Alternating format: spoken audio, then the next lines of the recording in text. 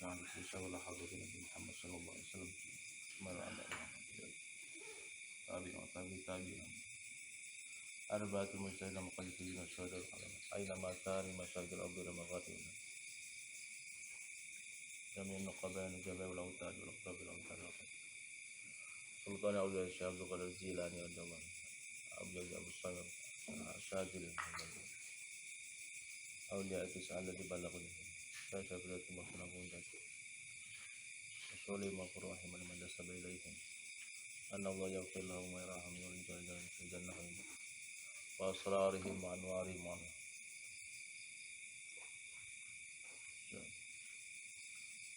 alifuna kutub allati ta'allamna wa 'allamnaha wa nahnu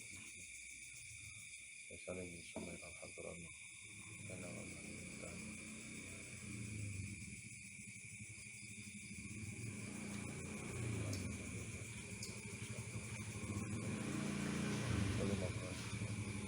Abdul Karim saya harus alim.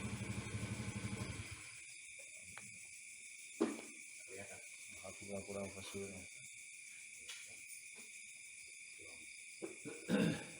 Al-Fahad bin Hasan. Abaina wa ummatana qad khalaqna wa amana. Wa talamidina wa talamidatina. Aliman sakana fi hadha majlis. Anna Allah yataqaddam birrahman maghfirah wal jannah wa yatim lana wa lakum bil husna fi khair wa salahil aqibah ila hadratin Nabi Muhammad sallallahu alaihi wasallam al-Fatihah. A'udzu billahi minasyaitonir rajim. Bismillahirrahmanirrahim. Alhamdulillahi rabbil alamin arrahmanir rahim maliki yaumiddin. Iyyaka na'budu wa iyyaka nasta'in ihdinas siratal mustaqim siratal ladzina an'amta 'alaihim ghairil maghdubi 'alaihim waladdallin. Rabbi ighfir li wa liwalidayya wa lil mu'minin amin. Bismillahirrahmanirrahim. Alhamdulillahirabbil alamin wa bihi nasta'inu 'ala umuri dunya waddin wa sallallahu ala sayyidina Muhammadin khatamin nabiyyin wa alihi washabihi ajmain wa la haula wa la quwwata illa billahil azim. Amma ba'd. Alhamdulillah pada malam hari ini kita bisa berkumpul bersama kembali dalam rangka rutinan malam Selasa, rutinan ngaji kitab Safinatun Najah, yang mana sebelumnya kita sudah mengawali pasal-pasal tentang masalah rukun Islam, dan sekarang pada pertemuan kali ini kita menginjak pada pasal berikutnya yang memuat tentang masih masalah usul atau masalah akidah teologi Islam yang kita kenal dengan rukun iman. Ya, kalau kemarin kita udah bahas rukun Islam, sekarang kita akan membahas rukun iman. Sebetulnya kita ini sudah paham, ya, sudah mengenal tentang rukun iman dari kecil, rukun Islam dari kecil. Cuman sekarang kita coba untuk lebih dalam lagi mempelajari tentang rukun iman, yang mana dimuat dalam kitab ini dan disyarahi beberapa penjelasan atau syarah-syarah kitab ini yang penjelasannya lebih luas tentang bagaimana sih perincian secara tafsili, secara rinci tentang rukun iman. Insyaallah nanti kita jelaskan sedikit demi sedikit lah, ya, yang secara detail. Mari kita mulai. Bismillahirrahmanirrahim. Fasun ay hadza fasun arkanul imani utawi pira-pira rukune iman iku sitatun ana 6. Rupane antumina yen to iman sapa sira billahi lawan Allah wa malaikati lan kelawan malaikati Allah wa kutubihi lan pira-pira kitabe Allah wa rusulihi pira-pira utusane Allah wal yaumil akhir lan kelawan dina akhir wal qadaran kelawan qadar pesten khairihi rupane bagusé qadar wa syarilan olone qadar minallahi saking Allah taala halimah sapa Allah.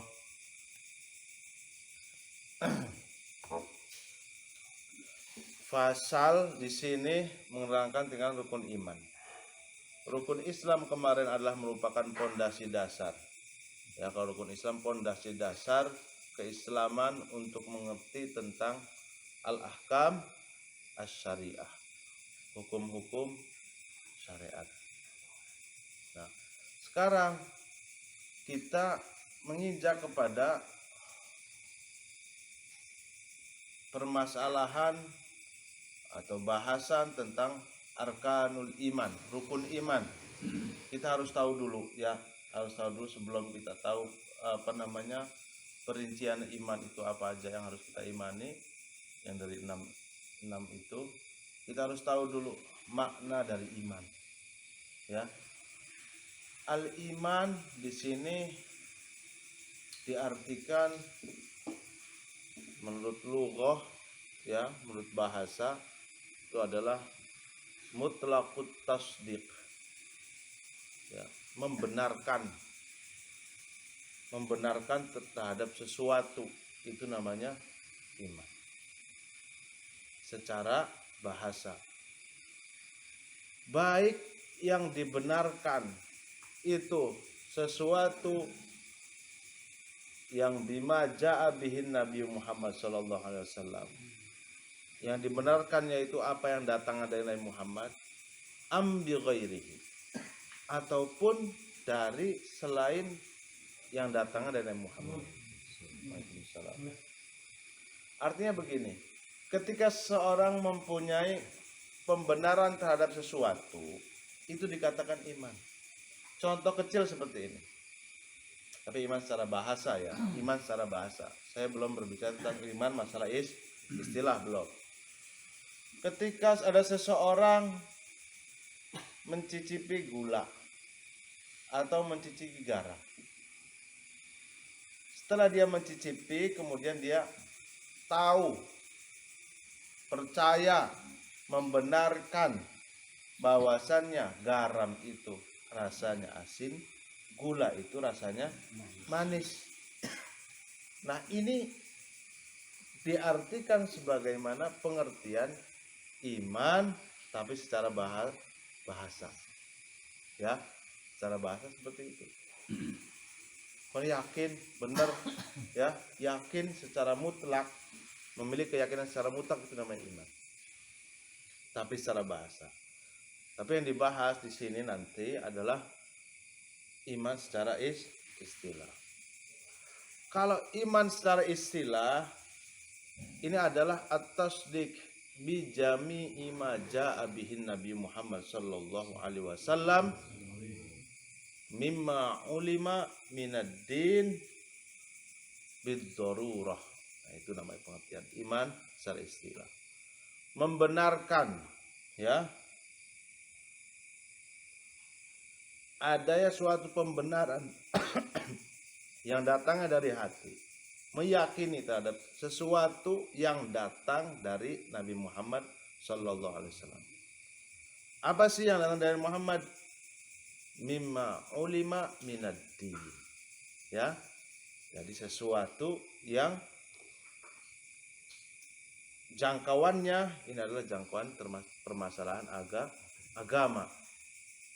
Nah, bid-darurati dengan pasti. Nah, itu. Jadi ketika ada seseorang memiliki i'tikad, keyakinan yang kuat, ya, yang secara mantap terhadap apa yang dibawakan oleh Nabi Muhammad, ya, dari ilmu-ilmu syariat. Nah, itu dikatakan orang itu beriman, memiliki iman. Iman secara istilah. Ya. Nabi Muhammad ya memerintahkan melalui baik dari Al-Quran ataupun dari hadis, ya, ada perintah sholat, ada perintah zakat, perintah haji. Nah, itu kita meyakini, ya, iman itu datang dari Nabi Muhammad. Nah, itu namanya iman secara istilah. Terus iman sendiri ini banyak derajatnya, itu beda-beda.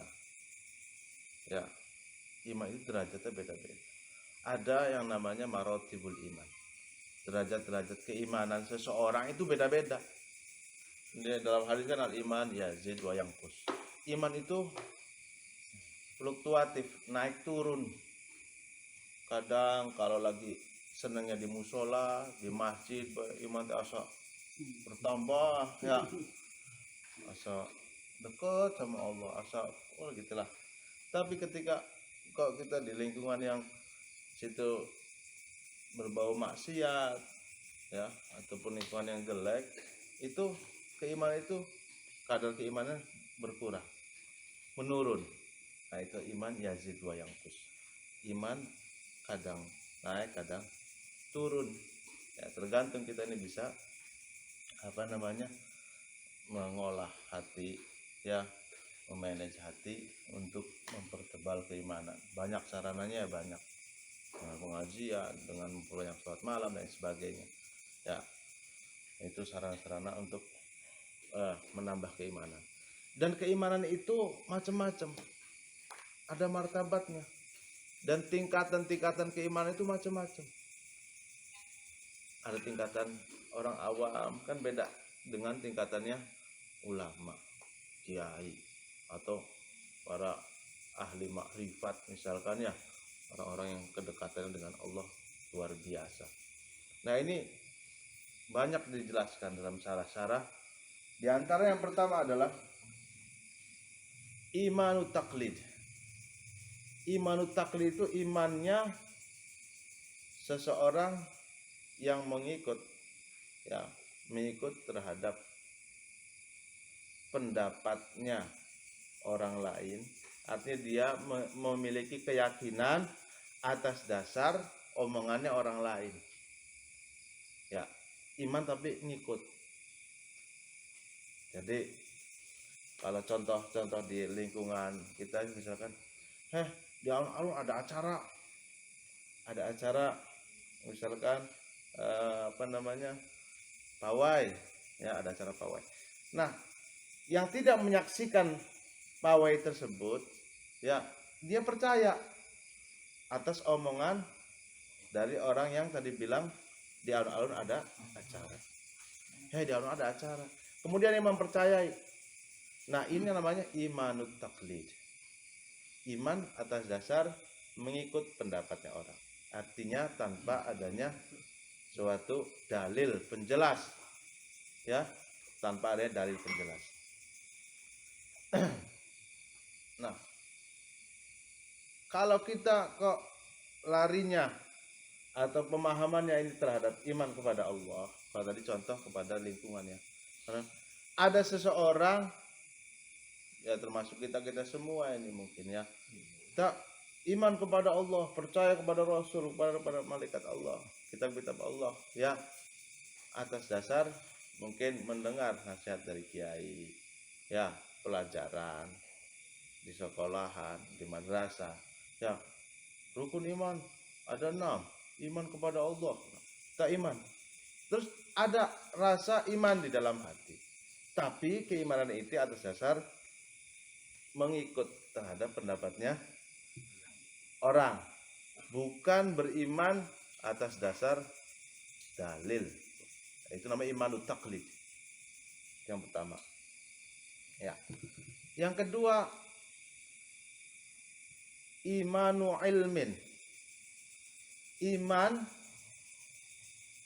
hadir keimanan dalam diri seseorang, ya.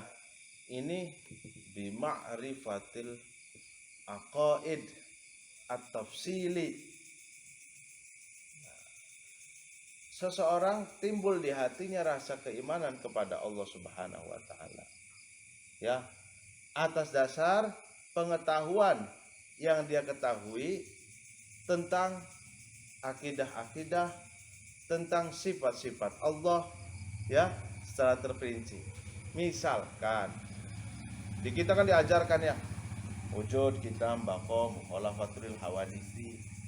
Nah, kita mengetahui sifat-sifat Allah itu ya dengan secara rinci.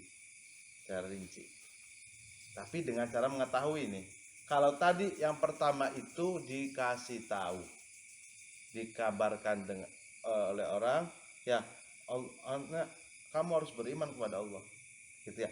Tanpa dia itu mencari tahu. Namanya imanu taklid. Kalau yang kedua imanu ilmin, dia mengetahui, beriman dengan cara dia itu mencari pengetahuan tentang Allah. Bagaimana Allah sih? Allah itu wujud. Ya, Allah itu wujud. Wajibul wujud. Ya, zat yang pasti wujudnya. Tidak mungkin Allah itu tidak wujud. Apa tandanya Allah itu wujud? Wujudul alam. Wujudnya alam semesta ini. Oh, adanya alam semesta, ada bumi, adanya langit, ya, adanya gemerlapan bintang, adanya lautan yang begitu luas. Ini secara keyakinan, ini meyakini, oh, adanya yang zat yang menciptakan. Adanya zat yang kuasa untuk menciptakan hal ini.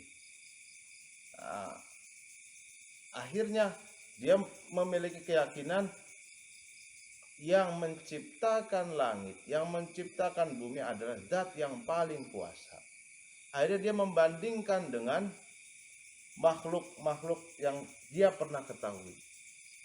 Ya, contohnya dia perbandingkan dengan ahli astronomi. Bisa enggak kira-kira, ya, bisa enggak kira-kira membuat langit? Bisa enggak kira-kira membuat lautan? Wah, kayaknya sih nggak bisa. Bandingkan lagi dengan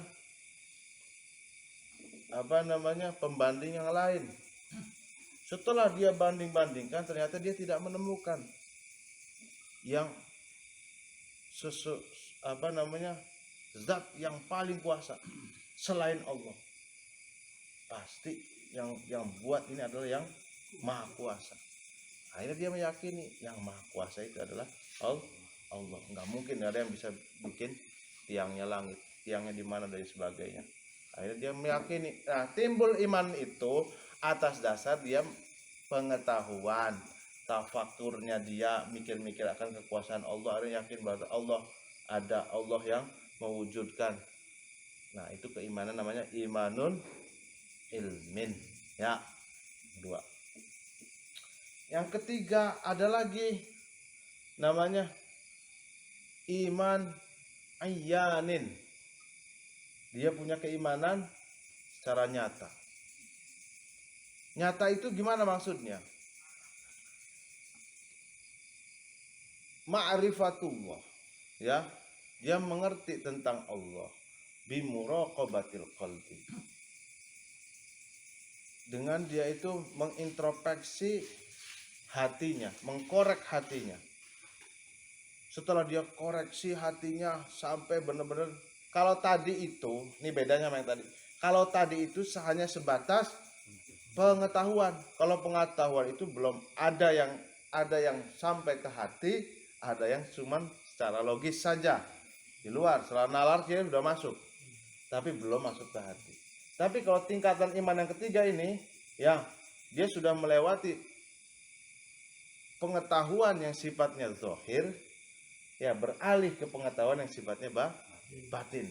Hatinya itu sih sudah mancep keimanannya, ya, tertancap di hatinya keimanan. Benar Allah itu ada, benar Allah itu wujud. Nah, udah sampai ke hati. Jadi dikatakan iman kepada Allah, memang hatinya itu sudah mempercayai, meyakini ini adanya Allah. Gitu. Itu iman yang ketiga, ma'rifatullah. Nah, ini tingkatan iman kita.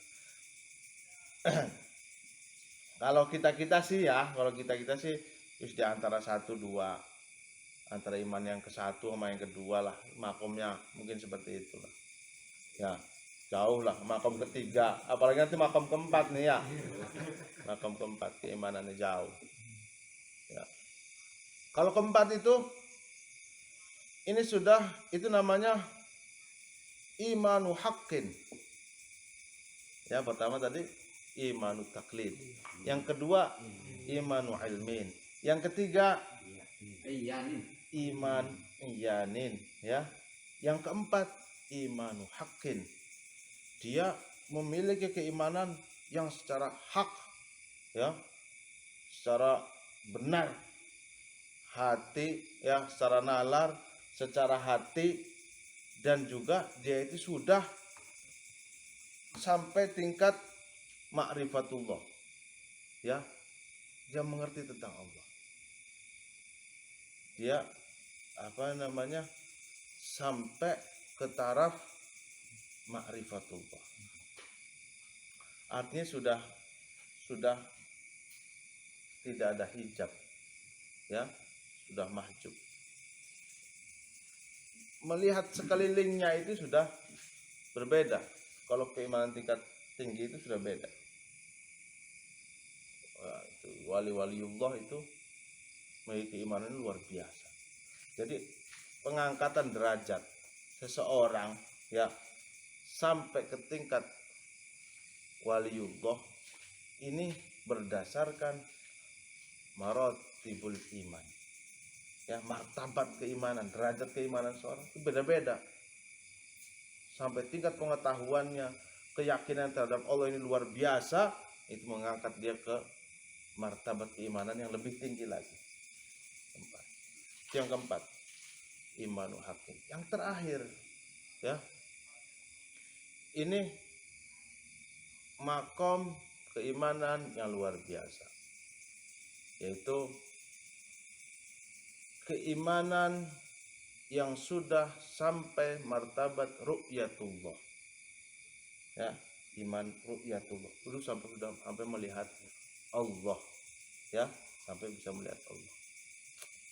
Nah, itu ada ma'rifat, ya, ma'rifat itu ada bil aqaid, ada ma'rifat bil qalbi dengan hati, ada ru'yatullah, ini sudah melihat Allah, ya, jauh, ini tingkatannya jauh sekali. Nah, itu namanya ma'rifatul yakin. Antara ini ma'rifatul yakin. Wah, sudah luar biasa itu. Ya, ada hakul yakin. Biasanya kita hakul yakin, ya. Nah, ada hak, ada yakin. Nah, itu maratibul iman. Nah, ini di sini kita dituntut untuk memiliki rasa percaya, ya, pembenaran at-tasdiq bi jami'i ma ja'a bihi Nabi Muhammad sallallahu alaihi wasallam mimma ulima minad din bid-darurah. Kita harus yakin akan itu. Entah kita nanti di nomor tingkatan berapa, yang penting iman aja dulu. Ya, iman aja. Nanti keimanan itu akan bertambah tambahnya pengetahuan kita terhadap Allah. Makanya dari kecil nih ulama-ulama kini sudah mencontohkan, sudah mengajarkan, bahkan didendangkan, ya, dilagukan di musola-musola, di madrasah wujud, di dambako dihafal. Mukhalafatul hawadisi qiyamuhu binafsi wahdaniyah sampai akhir, ya, memahamkan terhadap generasi kita tentang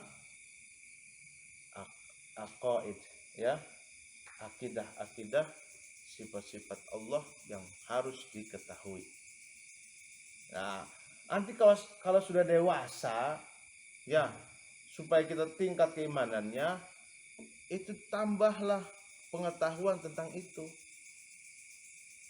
Logika kita sudah bisa. Kalau masih kecil kan mungkin belum bisa mikir, ya, belum bisa mikir, yang penting apalah wujud kita mbak. Tapi semakin dewasa harusnya kita semakin berpikir lebih dalam, ya, wujud Allah seperti apa, qidam Allah itu dahulu, misalkan Allah qidam dahulu. Nah, dahulunya Allah itu la awal, ya, tidak ada permulaan, ya, tidak ada permulaan. Tidak permulaan ini maksudnya apa? Tidak bermula dari kosong. Kalau satu itu tidak bermula dari kosong, ya, paling awal. Qidam itu dahulunya itu paling awal, tidak ada yang mendahului. Nah, diperdalam hal-hal seperti itu, ya, bako, ya, sifat kekalnya Allah, abadinya Allah, abadi itu berarti jangkauannya ke depan, ya, Sampai kapan? Berarti kan begitu ya. Sampai kapan Allah itu? Wujudnya Allah itu ada sampai kapan?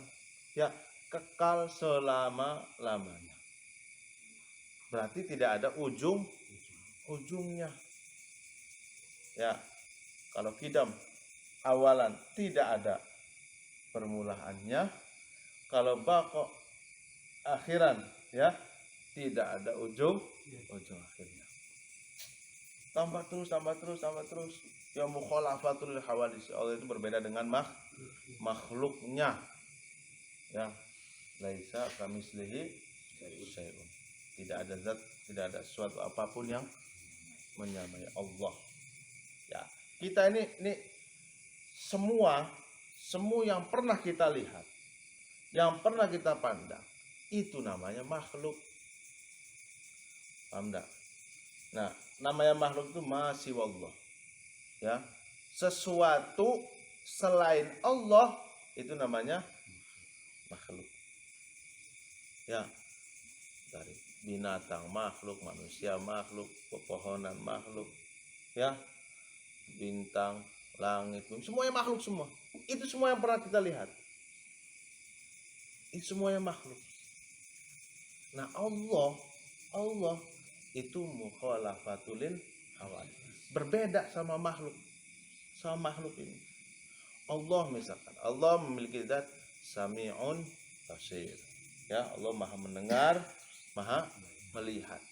Ya, mendengarnya Allah, melihatnya Allah.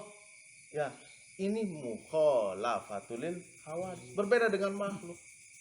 Jangan punya anggapan, punya pemikiran, punya nalar, oh berarti Allah punya pendengarannya besar, ini gini. Enggak bisa kalau berarti yang ada dalam pikiran kita, berarti itu yang pernah dilihat oleh kita. Yang pernah dilihat oleh kita berarti namanya makhluk. Berarti Allah seperti itu bukan? Bukan. Ya. Terus Allah itu apa namanya? Kalamullah ya, Al-Quran itu kalamullah misalnya gitu ya. Kalamullah itu la sautun wala harfun, ya, bukan berupa suara, bukan berupa huruf. Terus seperti apa? Ya, seperti apa? Ya, wallahu a'lam. Yang jelas ini berbeda dengan makhluk. Nah, yang mengerti itu yang sudah tingkatan imannya sampai ke ru'yatullah, sampai ke ma'rifatullah. Ya. Bukan orang-orang biasa. Ya, orang-orang biasa. Ya, para anbiya, ya. Ya ada macam-macam. Ada yang ya tingkatan para nabi, ini tingkat keimanan ini kan luar biasa. Tingkatannya para sahabat, ini gimana luar biasa. Para kasih Allah, ya, itu gimana luar biasa. Nanti bisa di martabatkan ini masuk ke keimanan berapa, ya, tingkatan makom berapa, ya.